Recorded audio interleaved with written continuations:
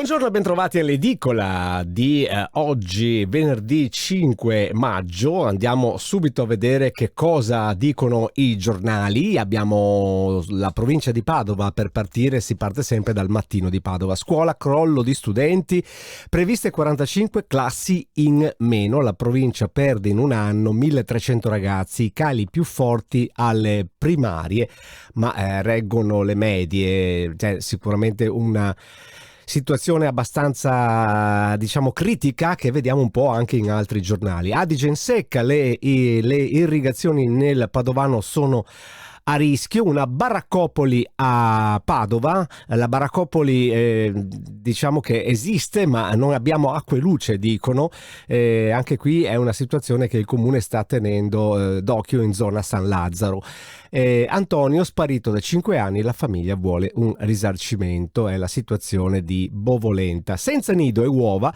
E ora i due cigni attaccano i canoisti. Questa è una scena che si vede a Padova, ma verrà riportata anche da altri giornali, mentre i giornali del gruppo Gedi stanno così dando spazio anche a Napoli in festa per lo scudetto atteso da 33 anni. Ci sono foto anche nei giornali del Veneto di questo avvenimento. Il Giro d'Italia parte domani, oggi c'è lo speciale e andiamo a vedere sul Gazzettino. La Francia, la strategia dell'insulto. Questa è una notizia di carattere nazionale.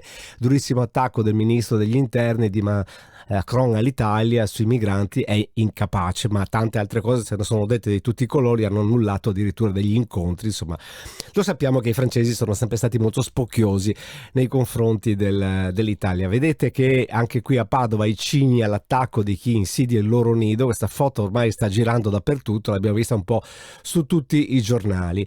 Congresso Lega, sarà corsa a 3, in pista anche Manzato. Rebellin, Manzato ricordate fu vicepresidente della regione, Rebellin il camionista pirata, non scappai e ora può farla franca. Il camionista che in un incidente uccise Rebellin, ricorderete, insomma, con quel camion che tagliò la strada alla bicicletta.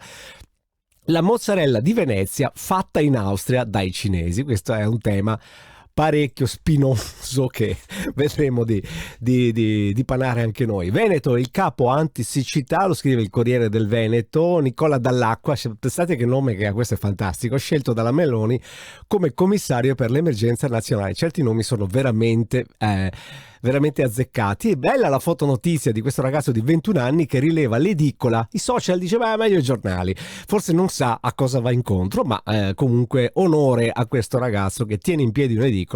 E vi assicuro che io che lo so, è tanto difficile.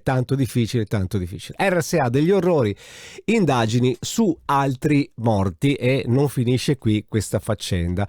Per quanto riguarda Padova, andiamo a dare un'occhiata anche alla pagina padovana di Notizie Plus. Rubano la borsa all'anziana durante la messa. Ha preso la carta di credito, sono andati in giro a fare acquisti per 3.000 euro questi. E a Montegrotto se le stanno dicendo di santa ragione e di tutti i colori. Schiavon di Federalberghi e Mortandello, il sindaco di Montegrotto, insomma, offensivo, perché lui parlava del fatto del perché non si trova lavoro e Schiavon gli risponde a tono. Abbiamo parlato già dell'app Padova in campo per il bere responsabile. Per quanto riguarda l'edicola di Padova, direi che per questa mattina è tutto.